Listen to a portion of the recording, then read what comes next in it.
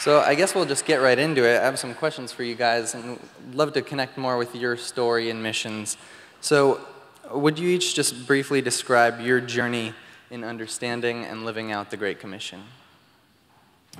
Well, even as a kid, as a young kid, I had a sense that God wanted me to share the hope that I had with my friends. I grew up in a small town in Kansas. There were about 30 kids in my elementary school, and I remember already as a kid bringing kids to church. Wednesday night was a big deal. We'd bring kids to church on Wednesday nights and Sunday nights. And as I moved into junior high and high school, and the idea of sharing my faith just scared me to death. I was a shy kid, and yet I knew it was something I needed to be about. We started a Bible study in high school and began to see many of my friends come to faith. It became a cool thing, and suddenly I was among the cool kids as people were becoming Christians. In college, participated in ministries, prisons, and street ministry, and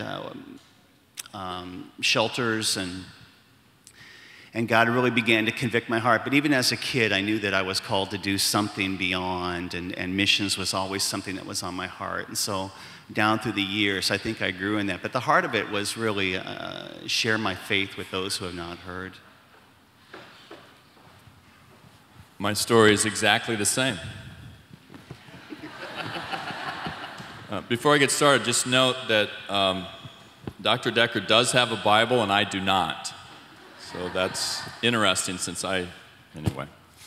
I'm just going to pass on this question because it's just too long, and instead just tell one story. And that story, I think, encapsulates why I'm interested in the Great Commission and missions and evangelism.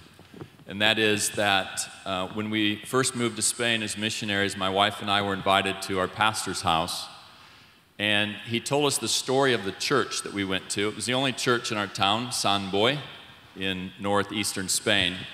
And he told us that about probably 8 or so years before we got there, the church was kicked out of the storefront that they were in, and they had to buy a place, and they sat together, the elders and the pastor, and they decided, should we buy a place or should we close the church? Those were the only two options that they had. I said, well, how much money did you need? And he said, we needed $30,000 and we didn't have it. And we had to sit down and vote. Do we close the church, or do we somehow try to find $30,000? And when I heard that story, and I tell this in my classes often, it just saddens me because $30,000, we could come up with that before we could come up with that before 9:45, couldn't we? So my story on why I'm interested in the Great Commission is because of things like that there are literally entire towns that will not have a church because they don't have $30,000, which is awful. How has missions affected your relationship with God? Yeah, I actually turned that question around without telling you. How has missions affected my relationship with God? And actually, I think it's the opposite. How has my relationship with God affected my relationship with missions? John Piper wrote a book, Let the Nations Be Glad. It's a theology of missions, which says that because God should be worshiped and glorified by all, we should be interested in missions. So we worshiped here, just one quick song, we'll worship more at the end. That worship, that relationship with God should drive us to missions. Now, having said that, I think that the Great Commission and missions also affects my relationship with God. As even here on campus, as I see students set free, that changes how I view God. It's funny because I got a Piper quote on my card here. I wrote it down. God just keeps getting bigger and bigger. And part of that is this experience of seeing what he's doing in the nations. There's not a month that doesn't go by where I'm not blown away by something I hear about what God is doing in Sweden or Turkmenistan or Algeria. And it may be a small thing, but it just blows me away. God gets bigger and bigger. And isn't that what worship is about? That he would increase and we would decrease, as John the Baptist said. Here's my Piper quote. I wrote this down. You can't extol the greatness of God in missions if you haven't experienced that greatness in worship. And I guess that's what missions helps me fall more and more deeply in love with my Savior. Well, clearly both of you have had experience serving overseas in missions, and you're here now. So I was curious, how are you living out the Great Commission here at Biola? And as a follow-up to that, how do you think students can be? Your turn. Okay. One of the hardest things about working in a Christian environment like this is it's hard to have connections with non-Christians. So our primary connection to sort of pagans is through our kids. We put our kids in the public school. I'm very convicted about that we need to be there. Every morning the kids get up, and as they're getting ready to go to school, we'll talk. Maybe I'll read a proverb and say, this is what the wise man does, and this is what the foolish man does. Be wise, you know. We'll pray, but every morning since kindergarten, now my son is in 8th grade, my daughter's in 6th, before they walk out the door, I'll say, be a light and a blessing. Be a light and a blessing. Or it's code L and B, you know, or if we're with their friends, it's, you know. And it's through them and through their friends and their friends' parents that we've gotten invited to parties, and we'll go there and hang out where the non-Christians are and leave before people are too drunk. But when their lives are a mess, that they are coming to us now. We invite them to church. Sometimes they come. It's hard, though. So coach Little League and invite kids. Our church has a soccer league. Invite them to join our soccer league at our church. But you've got to work hard when you're in the Christian subculture to hang out with non-Christians. Yeah, I actually made a list, just a short list. I'm involved in translating a Spanish Bible series now. We try to support missions, something that I don't think that Dr. Decker does. Because he didn't mention it. My wife and I had our kids adopt children through Compassion. If you know Compassion, it's a great ministry. I actually got involved with Compassion when I was in college. And both of my kids have adopted a girl their same age, and they give $2 a month to help support them. And they pray for them every night. I coach also relationships with parents, which is just now beginning to pay off dividends. It's taken about 4 years to break in. I talk to my neighbors, try to get into their life as much as I can. One of my neighbors came over one time and said, "Do you believe in ghosts? Because I have one in my house." I said, "Interesting, let's talk about that." But probably the biggest thing I do for the Great Commission is I left the mission field to come here to prepare you. And I think that's the biggest thing that I do for the Great Commission right now, is preparing students to understand the Great Commission and to go fill it. How can students fulfill it? Did you answer that one? Do you want to? I'll go first. Start supporting missions now. It doesn't matter if it's just a couple bucks, but start making that decision that in your life you're going to support missions. Start living sacrificially now. We have to get rid of the idea that missionary sacrifice and the rest of us can live in a nice suburban environment and not sacrifice. We're all called to sacrifice. And, I'll shut up now. Study your major well. I know it doesn't seem like that's part of the Great Commission, but if you study your major well and you do well in your job, you will earn the right to be heard by your coworkers. And then live as a Christian. I go to 24-hour fitness to swim because if I don't, my back hurts. And I sit in the hot tub to loosen my back up before I swim. And if people break through my stone face and they ask me what I do, I'll tell them I'm a teacher, we're at Biola. And then I get one of two reactions. But at this particular place, I've always gotten the same reaction when I mention Biola. Are you nervous? They've said, "Oh, I love Biola." And then I go, whew. As you live as a Christian, as you live righteous lives, as you love people, you're fulfilling the Great Commission in this environment. As John 17 says, when we love one another and live in unity, people will come and ask questions. You know, your generation of students is very different from those who were, say, 20 years ago. I would imagine if I could see you, you're an outline of bodies out there. The majority of you have done short-term mission trips, at least across the border to Tijuana. I think, 25 years ago when I was in college, missions was mud huts and eating bugs and headhunters. That was a perception of it. You recognize that missions is about people and relationships. It's urban. It's no longer jungle warriors and did you see any hippos,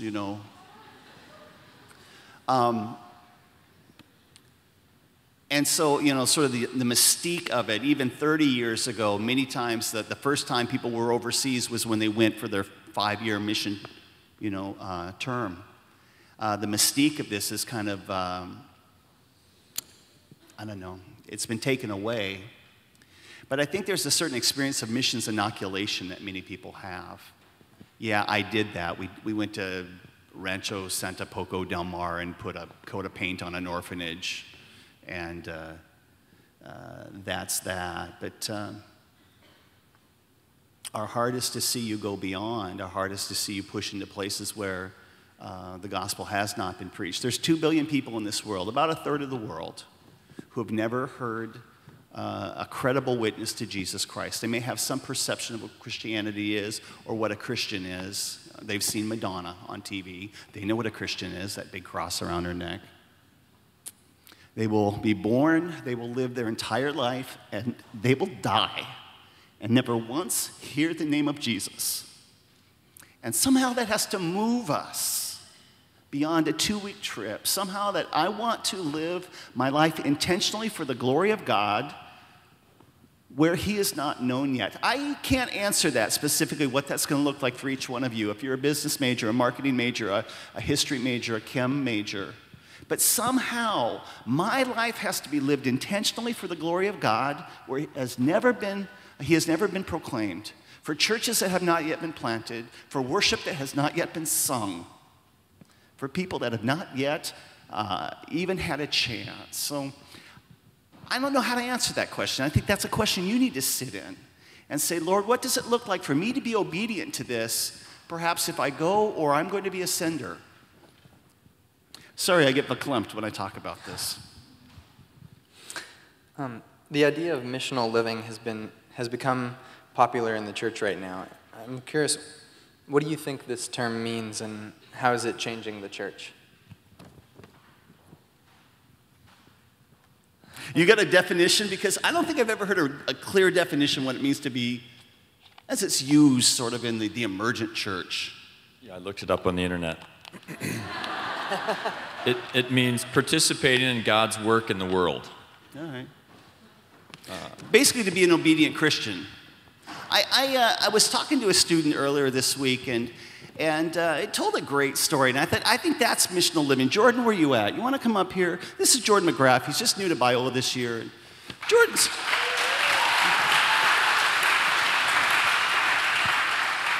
got a heart really for the homeless and for people that are really the least of these. You want to share what happened this last week? Try. Oh, sure. You're on the panel. You're on the panel. I met this guy a couple months ago on the streets of Skid Row. His name is Eric. And I talked to him for about 2 hours. The first night I met him, talked about life and how he got on the streets and family and friends and that kind of stuff. And I talked to him about Jesus. But the entire time I was talking to him, I could not help myself but notice his feet. This guy had these crappy shoes on. Just had holes in them. They were soaking wet. They had no shoelaces on them. And so towards the end of our conversation, he hands me his email address, and he says, Jordan, I want to hang out with you more. Keep in touch with me. And I says, all right, well, I'll tell you what. I'll come back tomorrow night, and we'll hang out some more. And he says, okay, well, I'll be here. This is where I live. He didn't quite believe me that I'd show up. So the next day, I drive over to Savers, and I pick up a pair of shoes for like $5 or something. And I drive downtown, and I meet him, and there he is. And he's just ecstatic that I show up. Just floored that I would show up. Super excited. I take out my backpack, I hand him the pair of shoes, and his jaw just drops. All he could say was, "This is awesome, this is awesome, this is awesome." Over and over, "This is awesome." And then he looks at me and he says, "Jordan, you're the first Christian that hasn't turned his back and lied to me." That wrecked my world.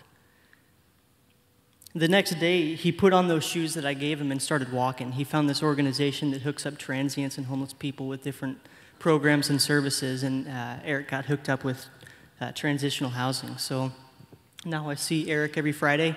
He has a roof over his head, and the government's now going to pay for him to go to school, and he one day hopes to go to Bible school.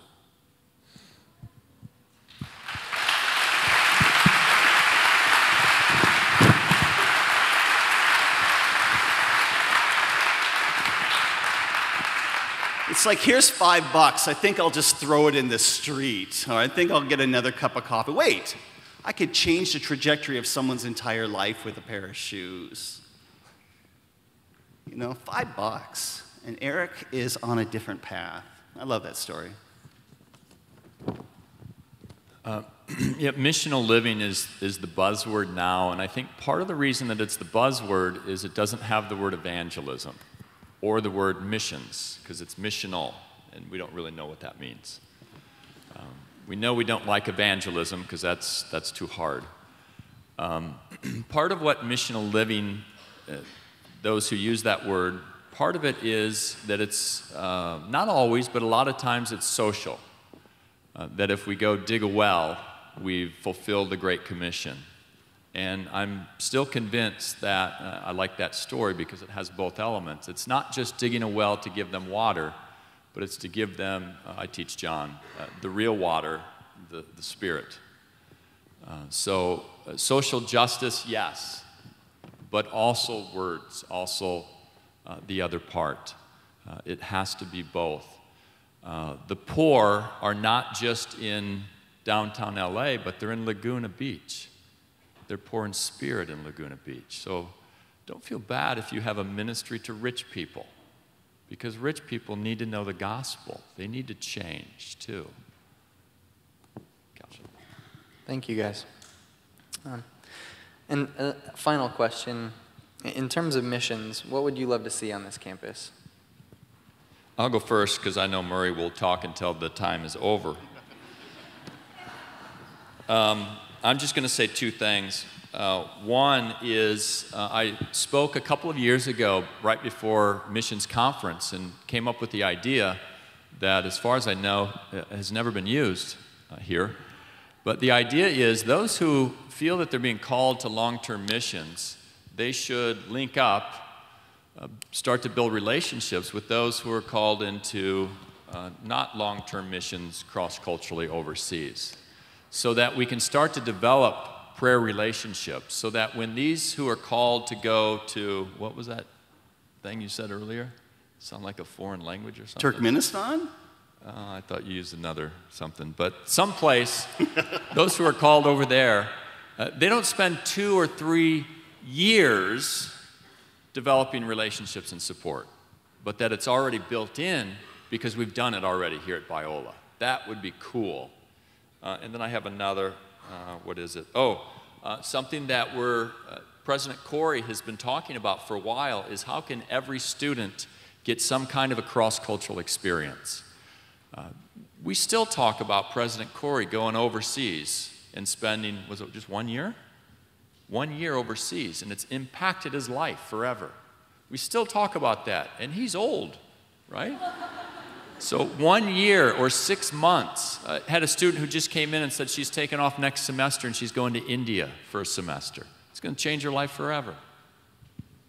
I'd like to see 100 students raised up from this place, the sooner the better, to go to a country in the Middle East, Turkey. There are 78 million people in Turkey. There are about 3,000 believers. That works out to about 1 believer for every 25,000 people. And God has given me a heart to pray for this nation. I've been praying for it for over 20 years. We have 5 Biola students in Turkey right now that are serving long term, and I'm looking for the next 95. I'll write your first support check. That's what I want to see happen on this campus. Well, thank you guys so much. Murray, I'm so glad that you brought up the 2 billion that have never heard, because at the Student Missionary Union, we believe that, and I'm sure you believe too, that prayer really does change things, and prayer really can change things for those that haven't heard. Jesus said to pray for more workers because the fields are white for the harvest. And so something that we've made the practice of doing is praying for some of these groups of people that don't have any church, don't have any access to the gospel, couldn't get saved if they wanted to. And so right now what we're going to do is we're going to watch a video on one of these people, and then we're going to pray for them right here. So watch.